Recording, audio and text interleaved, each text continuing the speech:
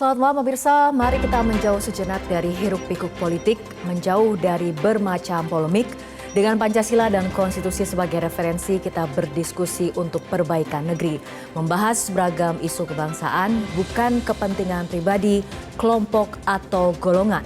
Visi Negarawan, program talk show yang mewadahi gagasan luar biasa, duduk bersama untuk memecahkan berbagai persoalan bangsa.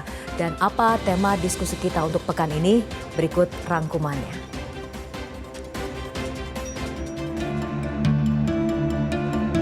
Telekomunikasi dan teknologi. Ada yang menyebut demokrasi elektoral adalah sistem yang gagal. Kekuasaan diraih atas dasar popularitas, bukan atas dasar kecakapan dan integritas. Mereka yang meraih paling banyak suara bisa jadi tidak memiliki kepemimpinan dan minim etika. Kita ingin pemimpin hasil pemilu membawa bangsa ini maju. Namun bagaimana bangsa kita dapat naik kelas bila yang di atas gemar memamerkan perilaku tak pantas? Ki Hajar Dewantoro mempopulerkan semboyan Ingarso Sung Tulodo. Bangsa Prancis mengenal prinsip noblesse oblige. Pemenang Nobel Perdamaian Albert Schweitzer 3 kali mengulangi perkataan, memberi contoh adalah metode penting kepemimpinan. Intinya, keteladanan disepakati secara universal sebagai salah satu kualitas terpenting dari seorang pemimpin. Namun elit yang memberi keteladanan makin sulit kita temukan. Kebanyakan elit hanya berorientasi kekuasaan dan mengabaikan tanggung jawab kebangsaan. Bangsa ini memerlukan keteladanan kita milikin bersama. Para pemimpin bangsa ini, para pemuka-pemuka masyarakat bangsa ini, termasuk pada pimpinan-pimpinan partai-partai politik maupun partai Nasdem dan diri saya sendiri berkewajiban untuk memberikan keteladanan. Rakyat membutuhkan keteladanan. Dia butuh.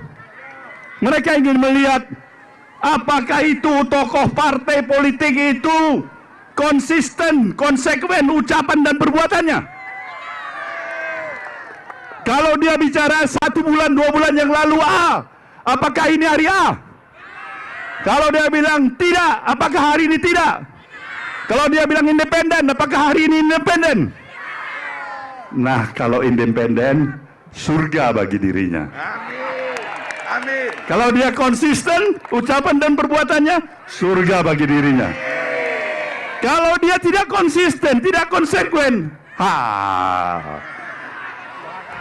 neraka. Neraka, saudaraku semuanya. Pakar kepemimpinan asal Inggris, Jeremy Kubicek mengkritik mayoritas pemimpin lebih banyak menuntut ketimbang memberi, lebih banyak menikmati ketimbang melayani, dan lebih banyak mengumbar janji ketimbang memberi bukti. Mantan pemimpin Uni Soviet, Nikita Khrushchev, bahkan menyindir politisi akan berjanji membangun jembatan walaupun tidak ada sungai. Apakah pemilu 2024 hanya akan menghasilkan politisi atau mampu menghasilkan negarawan? Cendekiawan asal Amerika Serikat James Freeman Clark menyatakan, negarawan selalu peduli tentang nasib generasi mendatang, sementara politisi hanya peduli soal memenangi pemilu yang akan datang. 200 juta lebih warga negara Indonesia akan menentukan nasib bangsa di bilik suara. Ada 3 paslon yang dapat dipilih sebagai capres dan cawapres. Ada 9.917 caleg memperebutkan 580 kursi di DPR. Ada pula 668 kandidat yang memperebutkan 152 kursi DPD. Belum lagi puluhan ribu caleg DPRD yang memperebutkan 2.372 kursi DPRD provinsi dan 17.510 kursi DPRD kabupaten kota. Celakalah kita bila pemilu hanya menghasilkan orang-orang yang haus kuasa dan mengabaikan kepentingan rakyat jelata.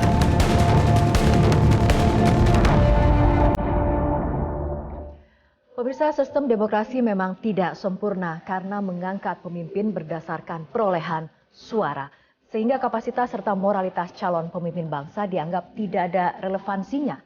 Demokrasi menghasilkan banyak politisi, namun sulit melahirkan negarawan. Kualitas pemimpin hasil demokrasi dapat lebih fatal bila kontestasi hanya sekedar prosedural dan melibatkan politik transaksional.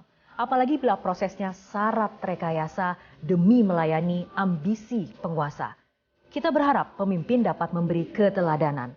Pemimpin tidak hanya membangun jalan dan bandara, namun juga membangun budaya bangsa. Budaya disiplin, budaya taat hukum, budaya kesopanan, budaya malu, dan sebagainya. Lalu apa jadinya bila pemimpin kerap menampilkan perilaku tercela? Pemimpin bertugas menggerakkan agar rakyat melaksanakan kewajiban. Caranya, rakyat harus dibuat loyal dengan memberi teladan perilaku yang syarat etika dan moral. Merindukan keteladanan adalah tema diskusi kita untuk malam hari ini dan kita akan mendiskusikannya dengan 3 narasumber yang telah hadir di studio. Telah hadir Profesor Dr. Ibnu Hamad, Guru Besar Komunikasi Politik FISIP UI. Selamat malam Prof. Ibnu. Selamat malam Mbak Rara. Oke, dan juga telah hadir bersama kami Profesor Hamid Awaludin PhD, Guru Besar Ilmu Hukum Unhas dan mantan Komisioner KPU. Selamat malam Prof. Hamid. Malam. Oke, dan di sebelah Prof. Hamid juga telah hadir Bapak Sukidi PhD, Cendekiawan Kebangsaan. Selamat malam Pak Sukidi. Malam Mbak Rara. Bapak-bapak, kita akan membahas mengenai merindukan keteladanan, tapi sebelumnya kita akan ikuti jeda berikut terlebih dahulu.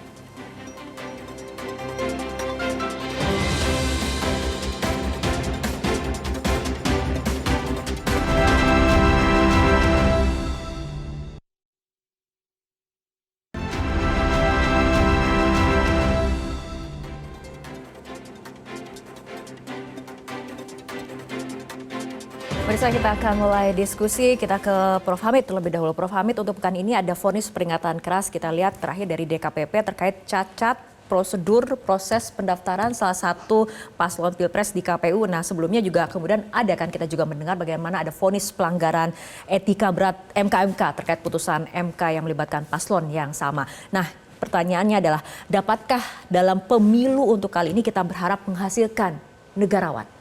Nah, dengan proses seperti itu, praduga bermunculan, sakwa sangka bermekaran, keraguan semakin padat tentang pelaksanaan pemilu yang akan datang. Rentetan kejadian mulai dari MK sampai dengan penyelenggara pemilu kemarin itu adalah warning bahwa ada sesuatu yang memang salah dalam proses pemilihan presiden, terutama pencalonan calon wapres Mas Gibran. Itu pesannya jelas sekali, karena secara institusional kedua lembaga itu secara etik dinyatakan bersalah. Berarti ada sesuatu yang memang. Makanya jangan heran kalau keraguan itu muncul, terutama dari kalangan universitas kan. Para profesor mulai ragu ini dan mulai menggedor pintu kepada pemerintah, kepada pemegang kuasa agar kembali ke hitahnya menjalankan pemilu secara adil dan jujur. Jadi tidak mungkin ada asap tanpa api, itu pasti. Nah, dalam perspektif ini kalau kita lihat yang banyak disoroti ini kan adalah penguasa. Bukan peserta pemilu kan, tapi penguasa. Kenapa penguasa, terutama pemerintah? Karena dia dianggap bisa menentukan jujur tidaknya, adil tidaknya pemilu, karena dia punya kekuasaan. Itu sebenarnya kuncinya di situ. Maka kalau Anda melihat tema-tema yang ada sekarang kan, temanya mengarah semua kepada pemerintah kan, ya, karena kebetulan pemerintah atau Pak Jokowi secara khusus yang mulia Presiden Republik Indonesia dianggap memihak atau dianggap tidak adil terhadap calon lain karena ada favoritismenya. Di situ sebenarnya cara berpikir orang sehingga ragu tentang sukses tidaknya, jujur dan adil tidaknya pemilihan presiden yang akan datang. Oke, padahal rakyat ini kan seharusnya diberi teladan ya mengenai perilaku yang syarat etika, yang syarat moral seperti Nah itu. gini ya, teori apapun yang Anda pakai, ketika Anda berbicara leadership kepemimpinan, mau kepemimpinan tradisional, kepemimpinan harismatik, kepemimpinan birokratik, semua berujung kepada masalah behavior, perilaku, contoh teladan. Variabel kepemimpinan apapun modelnya selalu memasukkan unsur keteladanan, karena keteladanan itulah yang diikuti orang. Oke. Itu. Oke. Kalau Pak Sukidi seperti apa tanggapannya mengenai harapan pemilu ini bisa menghasilkan seorang negarawan? Mustahil. Karena pertama Mustahil ya. mustahil. Ya. Langsung to the point. Karena pertama bahwa pemilu hanya sebagai topeng demokrasi elektoral. Banyak orang menduga bahwa kita hidup di alam demokrasi. Ada pemilu, ada partai politik, ada kontestan. Tetapi mereka tidak sadar bahwa kita hidup di ambang tirani. Semua instrumen demokrasi itu sekedar topeng elektoral untuk melanggengkan kekuasaan. Karena itu kita harus sadar betul bahwa pemilu sebagai topeng elektoral itu tidak akan menghasilkan negarawan. Yang terjadi justru menghasilkan kaum demagog. Kaum demagog inilah pertama yang merobek-robek etika, moral, dan nilai luhur bangsa demi kekuasaan. Karena itu di mata kaum demagog tidak penting lagi etika, moral, dan nilai luhur bangsa.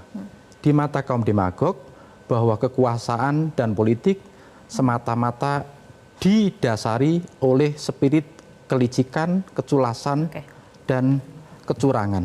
Itu pertama. Yang kedua, terkait dengan itu adalah salah satu ciri republik itu adalah karena sandarannya pada hukum. Lah kaum demagog itu tidak akan meletakkan republik yang bersandarkan pada hukum seperti halnya dicita-citakan oleh Bung Hatta. Bung Hatta itu sadar betul bahwa agar tidak terjadi tirani kekuasaan sebagaimana kekuasaan kolonial, maka republik itu harus diikat dengan supremasi hukum.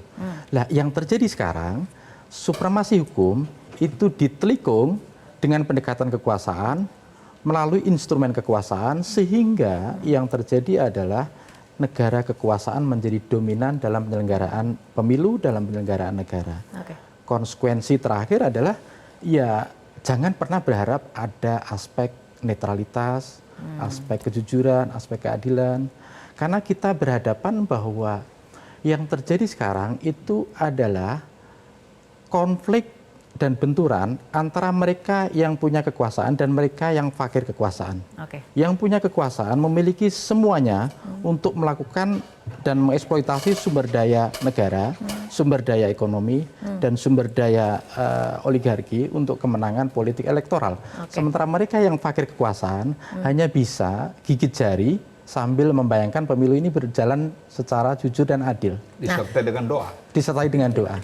Nah Pak Sukidi, beberapa pekan lalu Anda juga kan membuat tulisan ya, judulnya adalah Menyelamatkan Republik Kita. Menurut Anda dengan situasi yang terjadi saat ini, sosok pemimpin apa ataupun seperti apa yang sebetulnya dibutuhkan oleh bangsa saat ini? Pertama, pemimpin yang kita butuhkan ke depan adalah pemimpin yang berspirit humanis. Humanis itu memberikan satu respect terhadap apa yang oleh Bung Hatta sebut sebagai the dignity of human being. Manusia itu punya harkat dan martabat dan deserve equal respect. Karena harkat dan martabat itulah setiap manusia itu punya kehormatan, punya martabat untuk memperoleh respect yang setara. Bukan pemimpin yang tiranik. Pemimpin yang tiranik itu pemimpin yang tidak menghargai kemanusiaan. Pemimpin yang mengangkangi kemanusiaan, menginjak-injak kemanusiaan demi kekuasaan. Itu pertama. Yang kedua, pemimpin yang kita butuhkan ke depan adalah pemimpin yang betul-betul mampu mewujudkan impian para pendiri republik tentang kesejahteraan bersama. Karena apa? Karena kalau kita kembali lihat Roma pada periode waktu itu, kenapa Roma akhirnya terjadi kejatuhan peradabannya? Karena antara lain kata Machiavelli, terjadi kesenjangan yang begitu jauh antara kaya dan miskin. Nah, kita menghadapi situasi yang sama. Kesenjangan ini sebenarnya menodai impian republik yang menuntut kesejahteraan bersama. Nah, kesenjangan dan ketimpangan yang terjadi itu justru merubek-rubek impian republik yang bertujuan untuk spirit kesejahteraan bersama menjadi republik yang melayani kepentingan segelintir orang. Oke, baik. Tadi kita sudah berbicara mengenai sosok yang dibutuhkan seperti itu. Selanjutnya saya akan bergeser ke Prof. Ibnu. Kita berbicara ataupun memotret mengenai komunikasi. Apabila kita lihat gestur Prof. Ibnu di panggung, ada kemudian gestur yang dituding tidak sopan, kemudian ada pula ungkapan yang mencaci, menghina saat kemudian tampil di hadapan ribuan relawan seperti itu. Dari analis forensik komunikasi, bagaimana sebetulnya potret kualitas negarawan para calon pemimpin bangsa ini? Di dalam forensik komunikasi itu ada rumus, kalau saya susun dengan akronim larutan. Lanya lambang, ru-nya rujukan, tan-nya tujuan. Bahwa seseorang dalam menyampaikan ekspresinya, baik verbal maupun non-verbal, itu kan lambang. Dan pasti ada rujukannya dan ada tujuannya. Jadi orang-orang tertentu dengan sengaja membuat gestur tertentu itu menunjukkan motif tertentu. Jadi susah ya mengharapkan orang yang punya gestur tertentu lalu dengan harapan tinggi gitu. Pasti orang juga akan menilai ini rendah lah begitu. Sebaliknya gestur artinya sangat relevan dengan kualitas. Iya dong, itu? Iya. Apalagi para pelakunya itu orang yang sudah sadar publik ya. Jadi bukan orang, katakanlah orang endeso gitu, mohon maaf. Tapi orang yang sudah terdidik, orang yang sudah paham dengan wacana publik ya.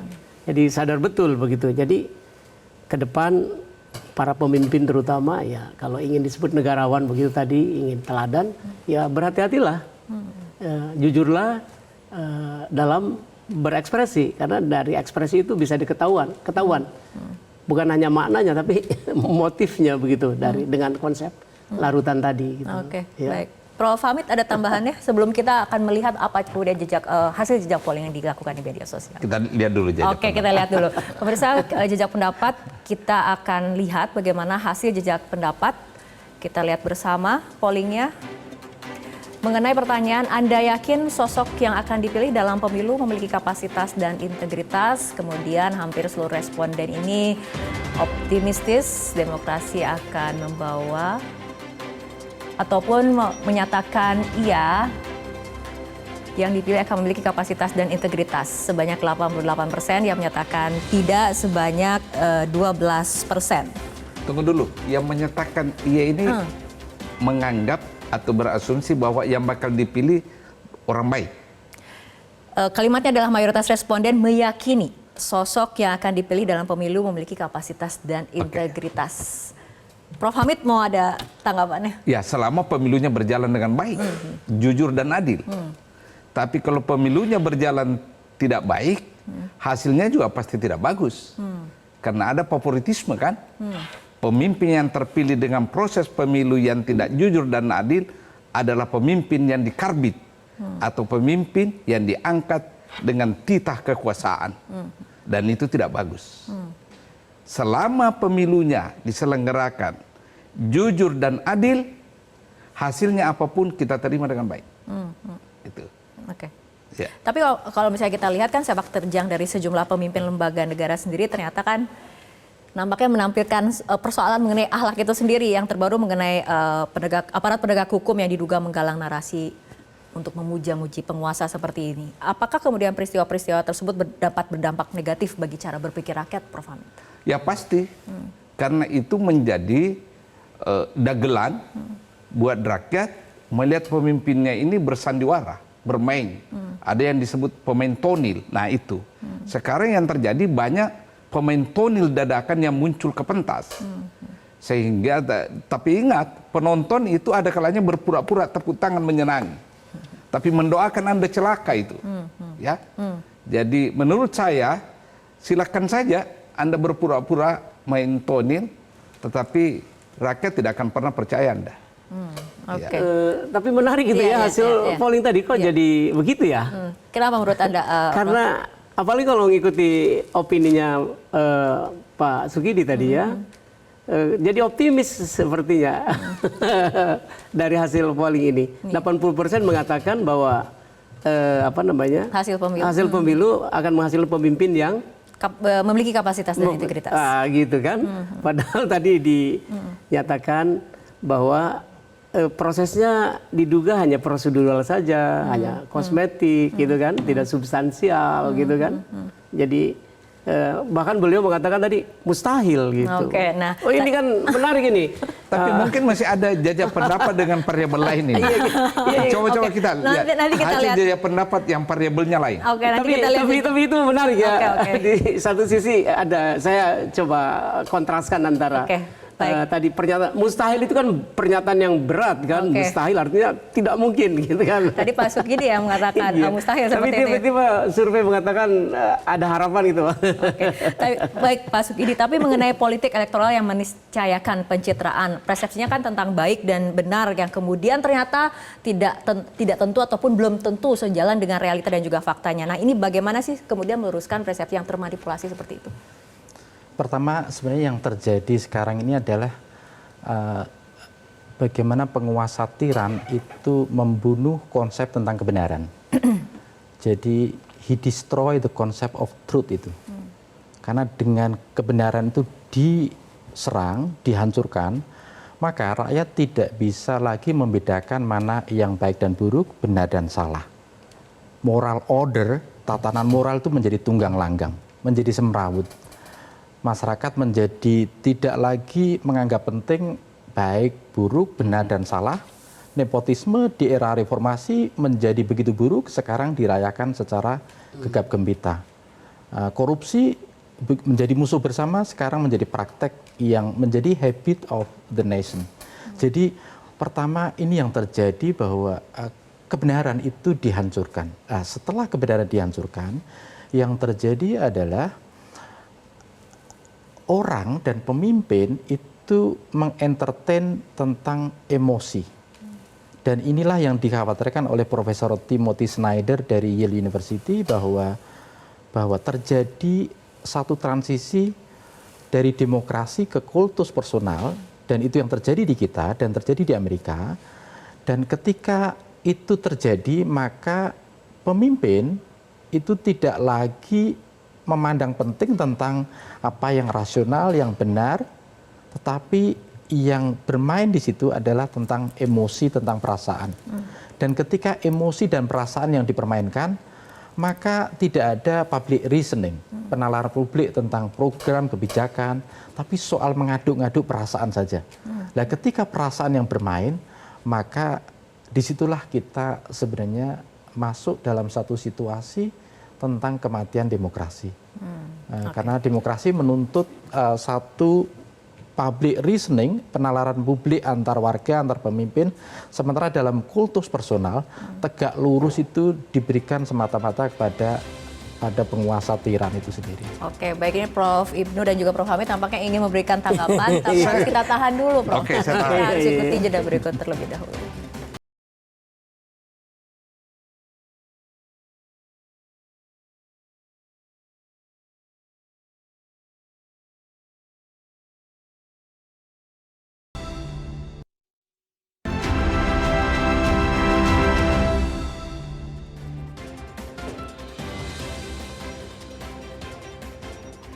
Pemirsa, perbincangan akan kembali kami lanjutkan. Saya akan ke Prof. Ibnu menyambung dari pernyataan Pak Sukidi tadi dan polling tadi sebelum Headline News. Menurut Anda apakah memang terjadi persepsi selektif di antara konstituen atau jangan-jangan ini mengalami delusi seperti itu, Prof? Kalau ngikuti logikanya Pak Sukidi tadi, di mana didahului dengan penghancuran kebenaran sehingga masyarakat tidak lagi bisa membedakan mana yang baik, mana yang buruk, mana yang cerdas, mana yang kurang cerdas. Nah, jangan-jangan yang 80% juga itu ilusif aja gitu kan. Nah ini kalau itu yang benar terjadi, ini sinyal yang buruk bagi kita semua begitu. Demokrasi yang sejatinya menghasilkan pemimpin yang terbuka, yang teruji, ya kan? Kan demokrasi itu antitesa terhadap pemimpin yang serba tirani tadinya kan. Akhirnya dibukalah demokrasi supaya orang bisa melihat siapa pemimpin saya kan begitu. Tapi kalau didahului dengan praktek-praktek yang non demokratis lalu menghasilkan atau menurunkan daya kritis akibat kosmetik pemilu ini atau kosmetik demokrasi ini, maka kemudian begitulah hasilnya. Jadi jangan-jangan yang 80% itu saya menduga enggak original gitu ya. Ini kan berbahaya itu. Oke, baik, Prof. Sayang sekali lah begitu. Oke, Prof. Hamid. Saya ingin menyambung beliau Oke. ya tentang kultus individu. Kita belakangan ini di Republik itu ironis sekali kehidupan kita. Satu sisi kita merasa kita hidup dalam alam demokrasi, tetapi sisi lain kita sangat gemar melakukan pendewaan terhadap individu atau terhadap seseorang. Itu adalah dua hal yang sangat kontradiktif. Kalau dalam negara demokrasi dan demokrasi dipraktekkan, tidak ada kultus individu itu. Karena semua orang memiliki kapasitas yang sama. Demokrasi adalah pintu di mana semua orang bisa berlalu lalang masuk ke dalamnya. Yang terjadi belakangan ini adalah kultus individu. Katakanlah misalnya, kita terlampau, bukan kita ya, ada saja orang terlampau kultus individukan Bapak Presiden Jokowi sebagai seseorang yang serba wah. Mengingatkan kita pada masa kejayaan Pak Harto, kultus individunya Bapak Pembangunan. Ya kan? Sekarang Bapak Infrastruktur. Nah, karena saking kita mengkultus individukan seseorang, maka apapun yang dilakukan Bapak Presiden Jokowi seolah-olah itu adalah kebenaran. Katakanlah misalnya beliau memajukan putranya yang menurut takaran etik kita itu tidak benar. Tapi karena kita ada sebagian orang mengkultuskan Pak Jokowi itu bahasanya larinya bahasa kan rakyat menghendaki.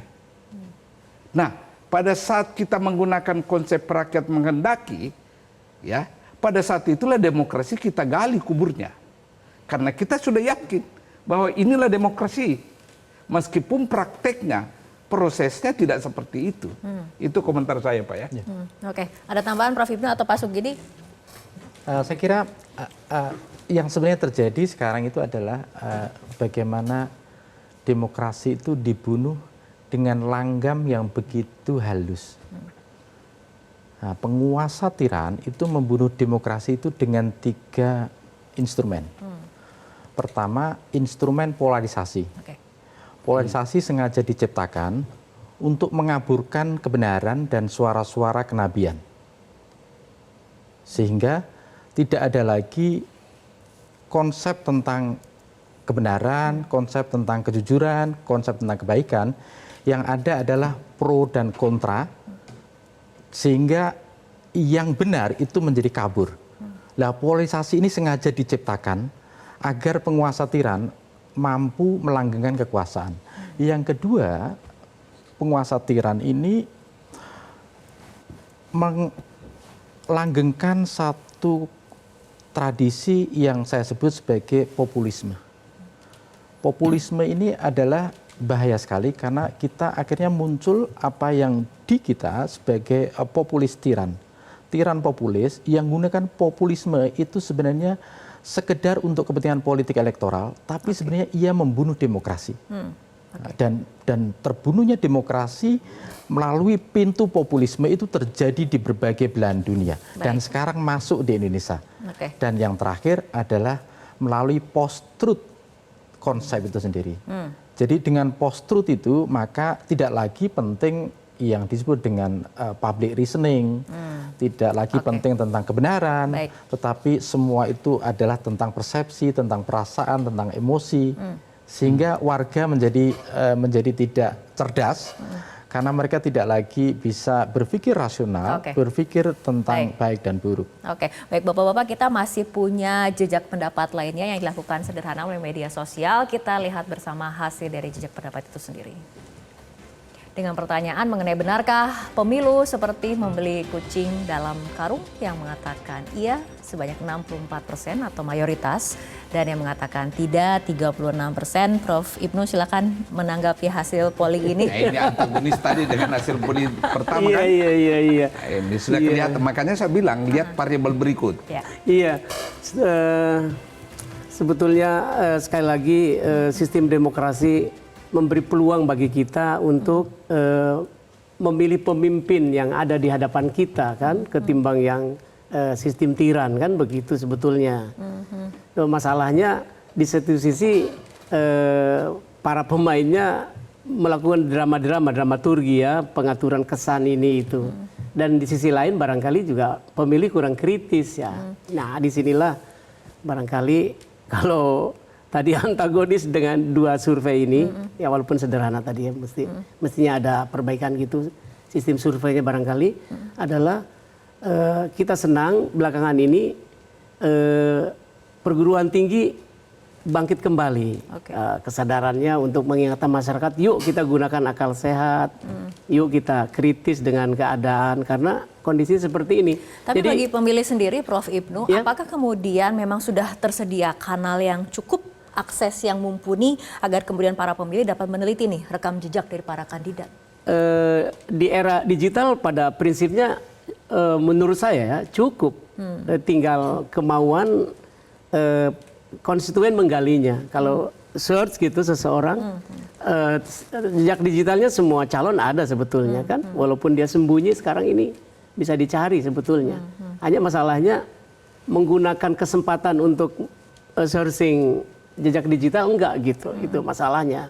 Jadi makanya dua survei jadi bertentangan seperti tadi, sepertinya karena cepat barangkali ya dilakukannya ya. Begitu.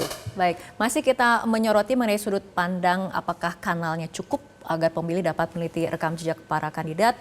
Prof. Hamid, tanggapannya? Ya, kanalnya cukup, teknologi sangat mutakhir, tapi semua tidak ada artinya ketika tangan-tangan kekuasaan berpenetrasi kepada kemandirian individu pemilih. Katakanlah misalnya rakyat yang dicekoki dengan pikiran pemberian, ya itu nggak ada artinya itu jejak digital. Nggak ada. Ini masalah jejak kekinian ini. Kalau tiba-tiba dia diberikan sesuatu, iming-iming barang, ataukah tangan-tangan kekuasaan menghambat orang memilih pilihannya, tapi diarahkan memilih orang tertentu. Tidak ada artinya semua jejak digital ini. Karena ingat, level masyarakat itu kan ada di daerah. Ya, rasa takut terhadap tangan kekuasaan dan birokrasi itu masih sangat kental. Beda kalau kita ini di kota kan, mana ada urusan dengan tangan kekuasaan. Ya kan? Tapi saudara-saudara kita yang di daerah, Pak Desa aja, Pak Lurah itu sudah gemetar kalau dipanggil. Rupanya bantuan menutup kemampuan gitu ya. Ya. Bantuan menutupi kemampuan gitu. Bapak yang bilang ya.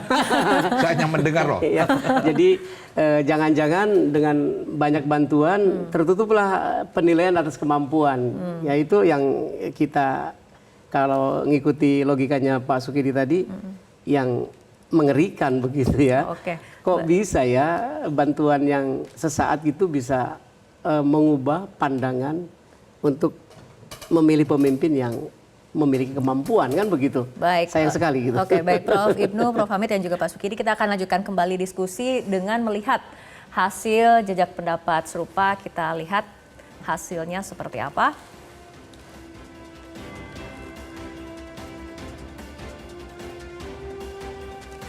Ya, ini kita jejak pendapat sederhana di media sosial dengan pertanyaan apakah parpol sudah berhasil menyaring calon-calon pemimpin terbaik dalam pemilu. Ini hasilnya agak ketat seperti itu karena mengatakan sudah 53%, tadi yang mengatakan belum 40-an%. Kemudian di polling berikutnya kita akan lihat mengenai apakah etika kandidat penting saat Anda menentukan pilihan dalam pemilu. Mayoritas ini sampai 92% yang mengatakan iya, yang mengatakan tidak 8%, seperti itu.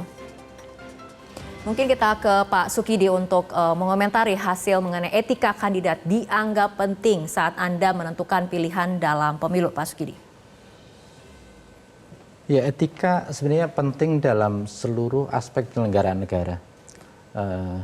Karena apa? Karena etika itu terkait dengan moral, nilai yang mestinya menjadi panduan kita dalam bernegara. Dan kita membayangkan bahwa Republik Roma itu jatuh antara lain karena the loss of civic virtue and individual morality. Jadi peradaban Romawi yang sudah jaya itu bisa jatuh karena kehilangan keutamaan publik dan kehilangan moralitas dan etika itu sendiri. Karena itu kita ini belum menjadi peradaban besar, peradaban kecil pun juga belum, negara maju tidak pernah sampai. Karena itu jangan sampai tahapan perkembangan bangsa yang baru di tahap ini dirusak dengan nilai-nilai yang sebenarnya di Barat itu telah menjadi aspek kemunduran satu bangsa. Peradaban-peradaban besar jatuh antara lain karena kehilangan etika, kehilangan moralitas, dan kehilangan aspek nilai itu sendiri. Karena itu kita harus kembali menata republik ini dengan apa yang saya sebut sebagai public virtue. Keutamaan publik ini harus kita tegakkan kembali, karena itulah sebenarnya nilai-nilai yang telah diletakkan oleh para pendiri bangsa. Karena itu kalau kita mengenang kembali keteladanan dari para pendiri bangsa, merekalah hingga hari ini, entah itu Hatta, Bung Karno, Syahrir, Agus Salim, dan seterusnya, mereka abadi dalam memori kita. Karena apa? Karena mereka punya apa yang saya sebut sebagai public virtue. Keutamaan publik. Baik. Nah, Pak Sukidi, apabila kita melihat filsuf dari Jerman Immanuel Kant yang pernah kemudian mengatakan dari kayu yang bengkok tidak mungkin membuat sesuatu yang lurus. Nah, bukankah pemimpin yang syarat skandal hanya akan kemudian memboroskan energi bangsa di masa depan? Ya betul, dan di Amerika telah terbukti bagaimana terpilihnya Donald Trump itu merusak seluruh tatanan di Amerika. Amerika itu mempunyai tradisi demokrasi ratusan tahun yang sudah mapan. Partai politiknya mapan, hanya ada dua. Tradisi kompetisinya mapan, kesejahteraan rakyatnya relatif terjamin. Toh itu pun tidak menjamin bahwa demokrasi tidak mengalami apa yang disebut sebagai democratic backsliding. Jadi kemunduran demokrasi di Amerika itu antara lain terjadi karena pemimpin yang abai terhadap etika, terhadap moral, dan seterusnya. Dan kita sebenarnya bergerak persis seperti Amerika.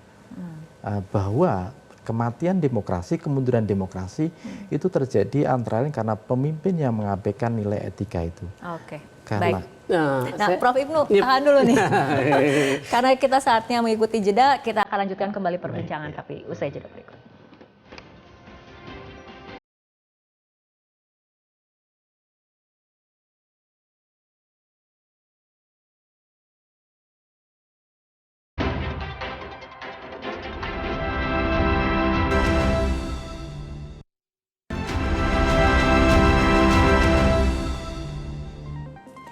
Pemirsa, kita akan kembali melihat hasil jejak pendapat. Kita lihat bersama hasilnya berikut ini. Dengan pertanyaannya adalah mengenai apakah bagi-bagi bantuan atau uang adalah potret kebaikan seorang politisi yang mengatakan tidak 76%, yang mengatakan iya 24%. Prof. Ibnu mungkin ada tanggapannya, ini masing-masing mungkin bisa menanggapi mengenai polling ini. Silakan Prof. Iya, jadi mari kita bedakan dulu antara etika, etiket sama kode etik. Yang dimaksud oleh pembicaraan kita kan etika. Dalam bahasa yang disebut Pak Sukidi tadi, public virtue ya, keutamaan publik ya. Etika itu memang berkaitan dengan seseorang selalu berupaya memberikan hasil yang paling tinggi, summum bonum, kebajikan yang paling tinggi. Saya kira kalau membaca bantuan yang dikaitkan dengan kepentingan politik, jauh dari public virtue ya Pak Sukidi ya, jauh dari apa yang disebut dalam prinsip etika itu summum bonum, kebajikan tertinggi. Karena yang dirindukan oleh masyarakat bukan sekedar bantuan sosial sesaat barangkali ya, tapi kepedulian sosial sepanjang hayat ya kan. ingin dibantu pendidikannya, ingin kesehatannya. Sepanjang dia menjadi warga negara, dia kan ingin dilindungi. Jadi janganlah berlindung di balik bansos sejatinya kan.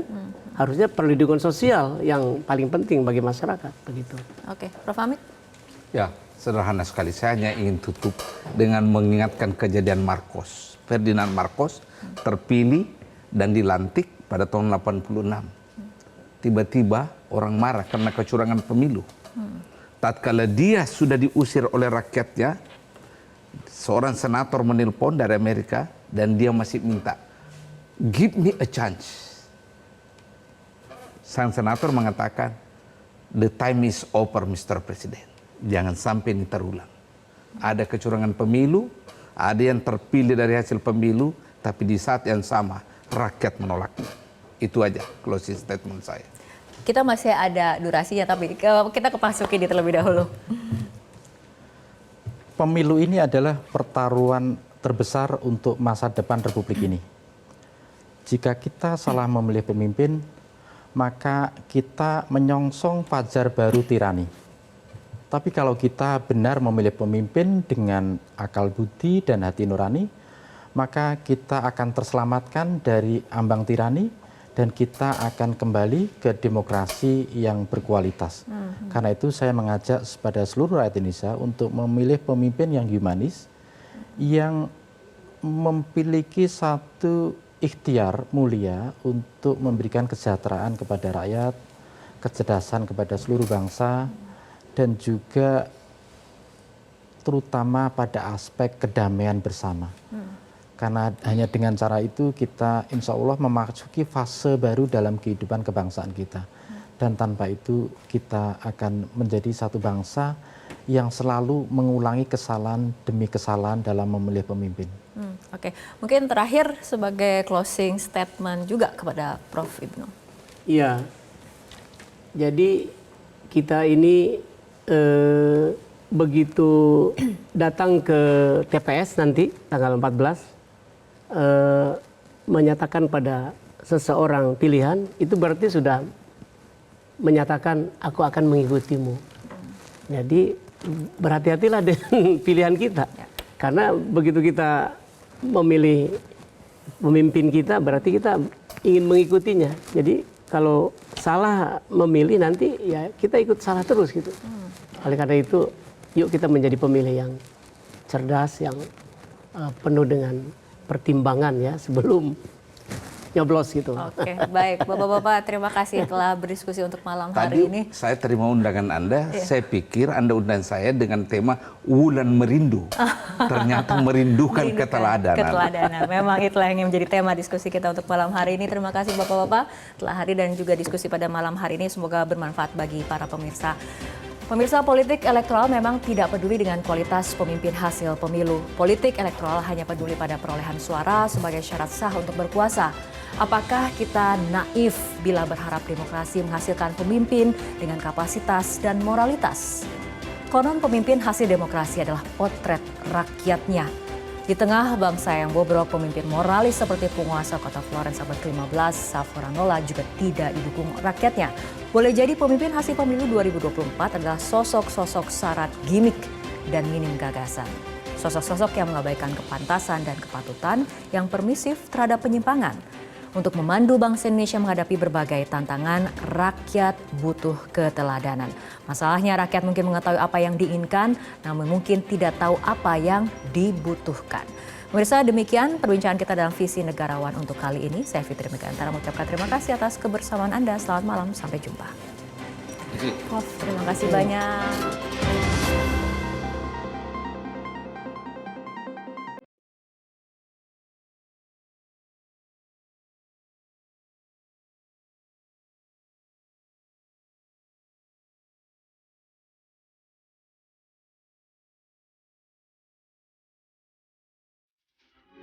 Metro TV. Jelajahi cara baru mendapatkan informasi. Download Metro TV Extend sekarang.